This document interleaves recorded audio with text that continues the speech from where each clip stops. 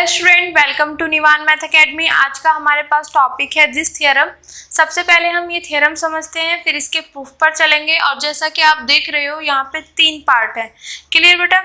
अब इससे पहले जो हमने किया था वो क्या था, इनवेरिएंट, और जो हमारे पास प्रॉपर सब स्पेस ऑफ टी था, ठीक है, म्यू स्पेस ऑफ टी, वो वाला जो पोर्शन कर रहे थे, उन दोनों का कॉम्बिनेशन था।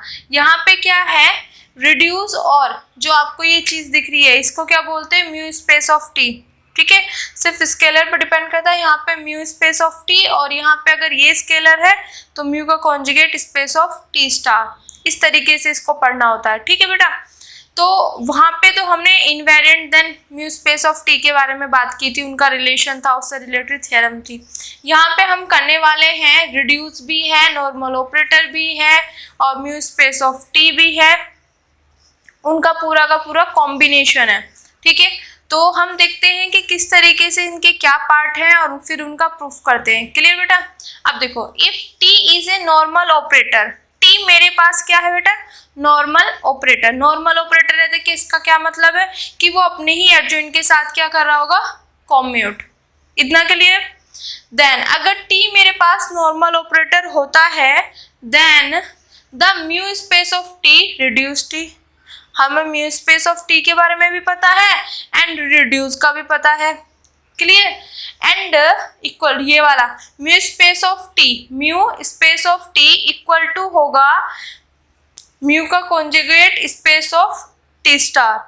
सिर्फ स्केलर यहाँ पे चेंज हो गया ये चीज, क्योंकि हमने वहां पे भी की थी T X equal to mu X if and only if T X और T star X equal to mu का कॉन्जुगेट एक्स। वहां पे भी किया था, तो वही है कि इसका म्यू स्पेस ऑफ टी जो होगा वो इसके स्पेस ऑफ टी के इक्वल होगा। ठीक है, फिर ये वाला जो मेरे पास है म्यू स्पेस ऑफ टी, ये यहाँ पे ये हो गया वी स्पेस ऑफ टी। ठीक है, ये दोनों ऑर्थोगोनल होंगे, जहां मेरे पास म्यू और वी जो है दोनों के दोनों डिफरेंट है। ठीक है, सेम नहीं है, नॉट इक्वल टू, तो इसका मतलब वो क्या होंगे, डिफरेंट होंगे। तो ये 3 पार्ट है। पहला रिड्यूस दिखाना है, mu space of T reduce है टी। ठीक है, देन सेकेंड हमें ये इक्वल दिखाने हैं, एंड यहाँ पे जो है हमारे पास mu space of T and V space of T जो है मेरे पास, दोनों के दोनों क्या है, ऑर्थोगोनल। कब? जब ये दोनों इक्वल नहीं है। तो हम इसमें करते हैं, फर्स्ट पार्ट शुरू करेंगे। क्लियर बेटा?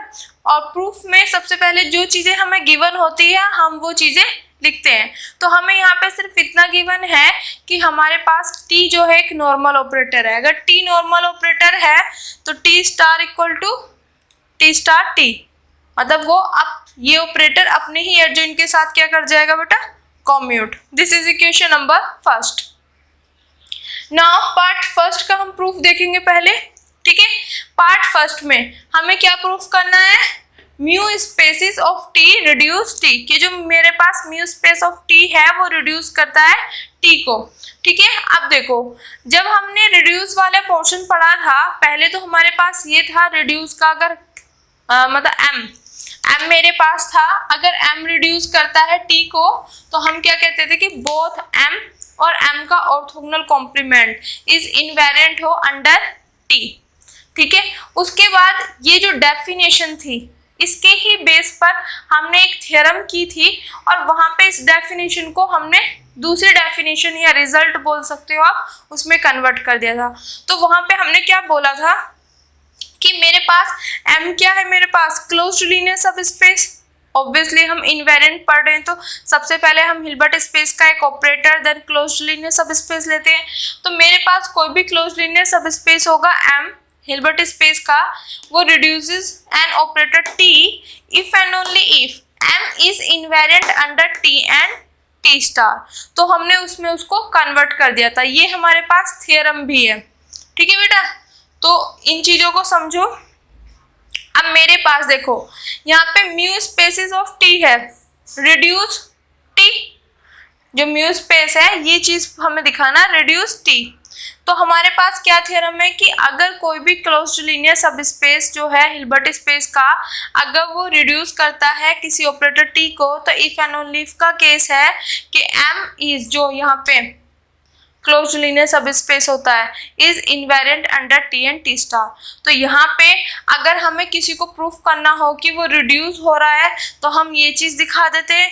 अगर कहीं पर मेरे पास रिड्यूस वाला पोर्शन है तो हम ये लिख सकते हैं, बट अभी मुझे किस चीज की नीड है, रिड्यूस वाला मुझे दिखाना है। तो मतलब अगर मुझे रिड्यूस दिखाना है तो मैं इस थ्योरम की बेस पे मैं ये दिखा दूं और बाय दिस थ्योरम मैं कह सकती हूँ अगर ये पोर्शन आ गया तो वो रिड्यूस हो जाएगा। इतना क्लियर? क्योंकि इफ एंड ओनली इफ का मतलब क्या होता है, जहाँ कहीं ये होगा तो हम ये लिख सकते हैं, ये होगा तो वो लिख सकते हैं। तो मेरे को ये लाना है, तो ये लाने के लिए मैं ये प्रूफ कर दूं और बाय दिस थ्योरम मैं कह दूंगी कि ये प्रूफ हो गया। क्लियर बेटा?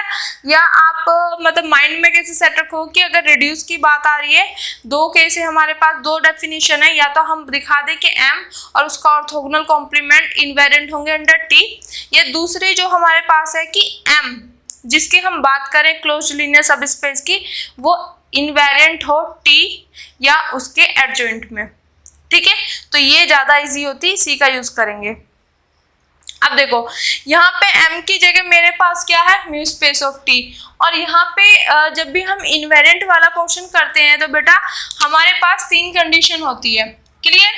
तो मेरे पास h एक हिल्बर्ट स्पेस होता है, यहाँ से हम एक ऑपरेटर लेते हैं t, यहाँ पे हम एक m जिसको मैं बोल रही हूँ क्लोज्ड लीनियर सब स्पेस लेते हैं, एंड इनवेरिएंट दिखाने के लिए जो थर्ड कंडीशन होती है या थर्ड स्टेप जो होता है वो क्या होता है हमारे पास बेटा, वो होता है कि for all x belongs to m, m के जितने भी वेक्टर हैं, m के जितने भी मेंबर हैं, उन सब पर अगर मैं t लगाऊं उसके बाद भी मुझे जो मिले वो वापस m में ही जाए। अगर ये तीन स्टेप कोई भी हमारे पास प्रूफ कर देता है तो हम कह देते हैं कि ये जो m है ये इनवेरिएंट होगा इस ऑपरेटर के लिए, और जैसे जैसे सिचुएशन चेंज होती है उसी अकॉर्डिंग ये भी चेंज होता है और ऑपरेटर भी चेंज होता है, जो जो चीजें हमें चाहिए। क्लियर बेटा? इतना। अब देखो हिल्बर्ट स्पेस में मेरे पास एक ऑपरेटर t, अब देखो करेंगे किस हिसाब से, ऑपरेटर भी ऐसे ही लेंगे जो चीज हमें प्रूफ करना, और क्लोज्ड लीनियर सब स्पेस। यहाँ पे हम जो अब इसको नहीं देखना, अब हमें देखना इनवेरिएंट वाला पोर्शन। ठीक है, कि m is invariant under t and t star, ये चीज दिखानी। तो अब बेटा m की जगह मेरे पास यहाँ पे क्या है, म्यू स्पेस ऑफ t। ठीक है, मुझे यहाँ पे एक चीज देखना बेटा, यहाँ पे क्लोज्ड लीनियर सब स्पेस, यहाँ पे m की जगह आ गया मेरे पास म्यू स्पेस, ऐसे लिख देती हूँ मैं t t this mu space of t। ठीक है, वो reduces t if and only if mu t space is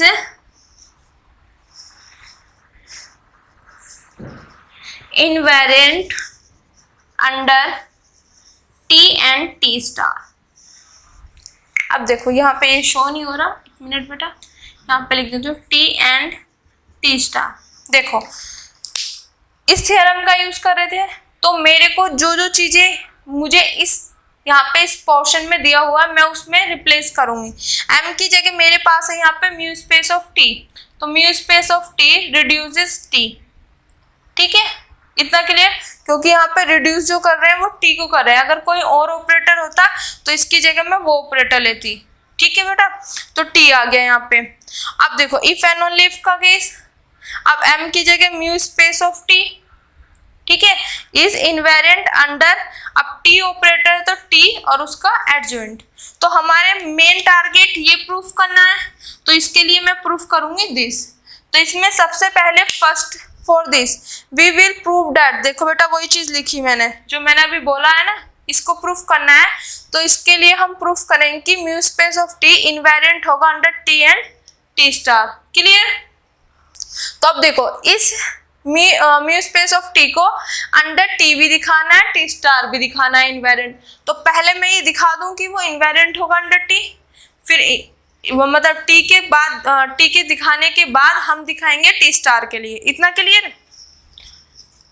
तो वो सब चीजें मैंने लिखी हुई है बेटा।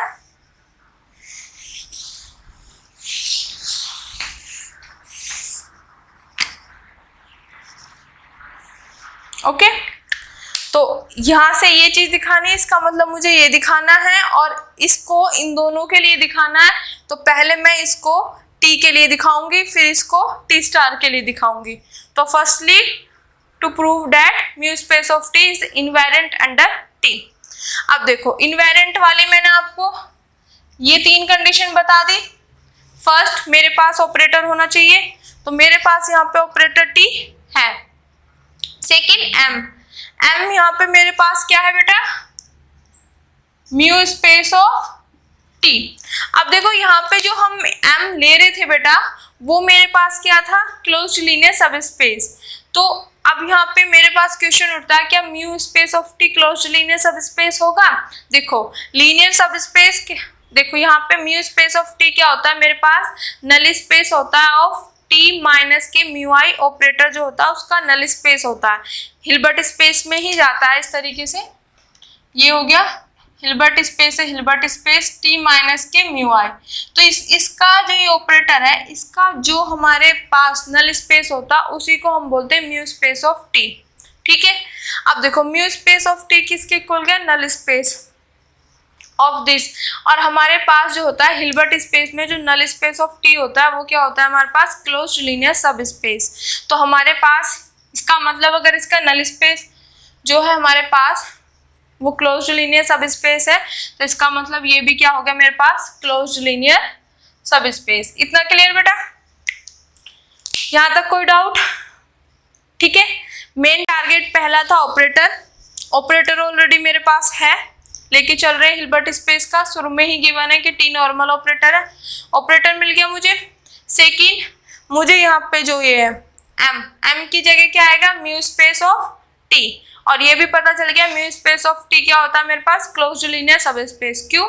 क्योंकि इक्वल टू होता है नल स्पेस ऑफ किसका, टी माइनस के म्यू आई ऑपरेटर का, उनका जो सेट बनता है नल स्पेस का वो ये होता है। ठीक है, तो ये क्लोज्ड लीनियर सब स्पेस हो गया। नाउ 2 कंडीशन हमें पता चल गई, हमारे पास देखते ही प्रूफ होगी। अब थर्ड जो स्टेप है या कंडीशन है वो है हमारे पास दिस।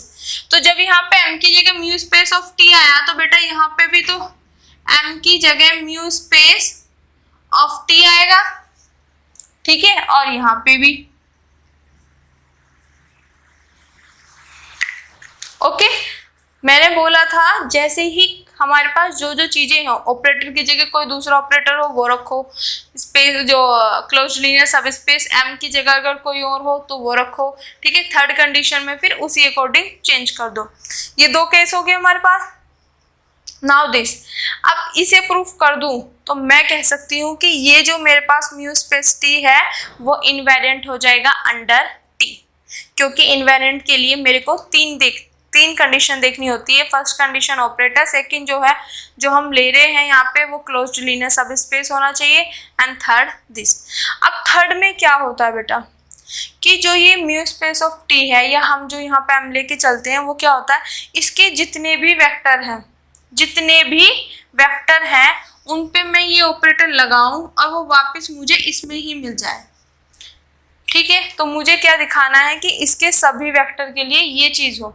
तो सभी के लिए दिखाने के लिए मैं ये चीज दिखा दूं कि एक आर्बिट्रेरी में लेके चलो, अगर एक के लिए हो गया तो इसका मतलब उसके अंदर जितने भी मेंबर है सबके लिए हो जाएगा।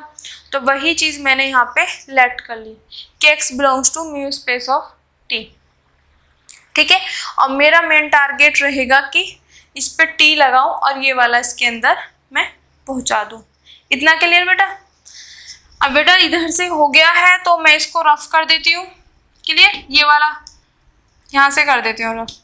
अब ये ध्यान रखना कि अगर मैं ये प्रूफ कर दूंगी ना ये पूरा पोर्शन, तो बाय दिस थ्योरम मैं लिख सकती हूँ कि mu space T reduce operator T. ठीक है, तो मैं रफ कर रही हूँ।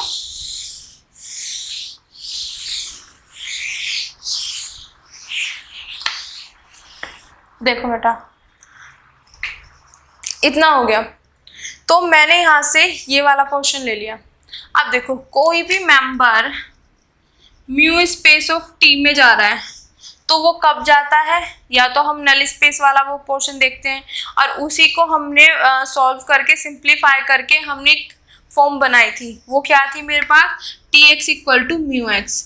अब क्या देखते हैं कि ये x, ये वेक्टर जो है इसके अंदर है, तो इस तरीके की जितने भी फॉर्म वाले होते हैं वो इसके अंदर जाते हैं। तो जब x इसके अंदर गया होगा तो उसने ये फॉर्म बनाई होगी तभी गया होगा। तो इसमें क्या चेक करते हैं, म्यू जो ऑपरेटर यहाँ पे है वो यहाँ पे, और जो ये वेक्टर है वो यहाँ पे हो गया। तो ये x अगर इसके अंदर है तो उसने ये फॉर्म बनाई होगी, वो तभी गया होगा। तो अगर x इसके अंदर है तो then T X equal to mu X. ठीक है बेटा, अब इतना काम मेरे पास हो गया।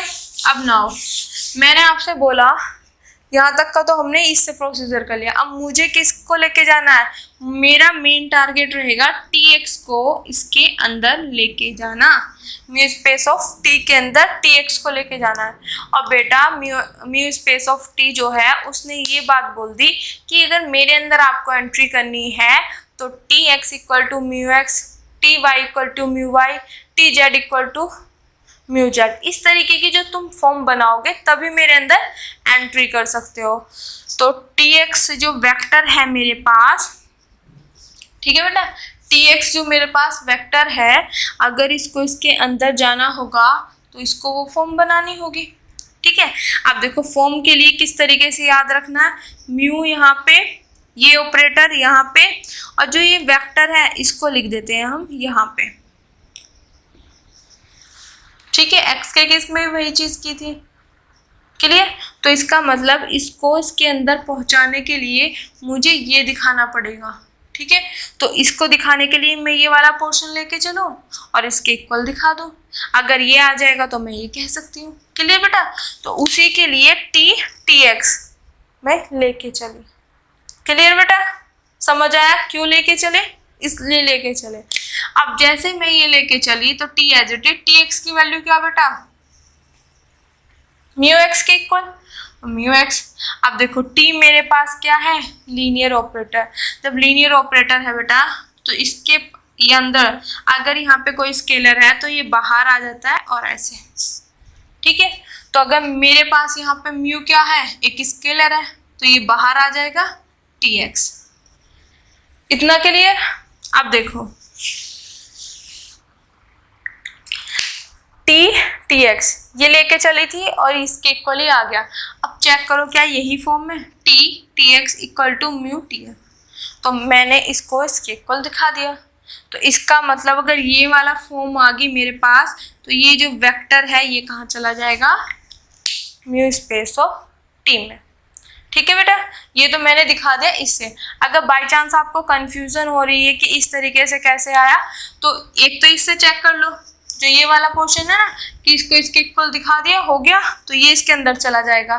ठीक है, अगर बाई चांस कंफ्यूजन हो रही है तो इसको y मान लो, तो T Y equal to mu Y, और इस तरीके की जो फॉर्म दिखाते हैं तो ये वाला वेक्टर चला जाता है p mu space of t में। तो y की जगह क्या मेरे पास tx, तो मतलब tx चला गया मेरे पास म्यू स्पेस ऑफ t। इस तरीके से भी आप कर सकते हो, जिस तरीके से आपको कंफर्टेबल लगे समझने के लिए। ठीक है, वैसे ये भी आसान है, टी यहाँ पे कोई वेक्टर है इक्वल टू म्यू, यहाँ पे कोई वेक्टर है, तो इस तरीके की जो फॉर्म बनाते हैं वो जाते हैं म्यू स्पेस ऑफ टी, और ये वाला वेक्टर जाएगा। क्लियर बेटा, तो ये हो गया मेरे पास फर्स्ट पार्ट। मैंने इसका जो है फर्स्ट पार्ट, इसका नहीं, इसमें जो करना था, तो टी एक्स इसके अंदर चला गया। अब देखो मैं एक आर्बिट्रेरी पॉइंट लेके चली थी और मैंने दिखा दिया कि अगर मैं उस पर टी लगाती हूँ तो वो भी उसके अंदर जा रहा है। तो इसका मतलब इसके अंदर जितने भी वेक्टर होंगे सबके लिए होगा। आप कोई सा भी वेक्टर उठाओ, उस पर टी लगाओ तो वो भी उसके अंदर जाएगा। तो इसका मतलब म्यू स्पेस ऑफ टी के सभी वेक्टर के लिए अगर मैं उन पर टी लगाती हूँ तो वो भी म्यू स्पेस ऑफ टी में जा रहा है। तो इसने थर्ड कंडीशन भी मेरे पास क्या कर दी, सेटिस्फाई। और मैं कह सकती हूँ ये म्यू स्पेस ऑफ टी जो है वो इनवेरिएंट होगा अंडर टी, इस ऑपरेटर के अंडर। लिख दिया, और यही मुझे प्रूफ करना था। इतना क्लियर बेटा। अब मेरे पास अगला इससे टारगेट क्या रहेगा, मैंने म्यू स्पेस ऑफ टी को अंडर टी तो इन्वेरिएंट दिखा दिया, बट मुझे टी स्टार के अंडर भी तो दिखाना पड़ेगा इन्वेरिएंट। ठीक है, तो अब हम प्रूफ करेंगे mu space of T is invariant होगा अंडर टी स्टार। क्लियर बेटा, अब टी स्टार के अंडर इन्वेरिएंट दिखाना है, तो अब सारी चीजें चेंज हो जाएंगी। अब ये मैं रफ कर रही हूं यहां से बेटा,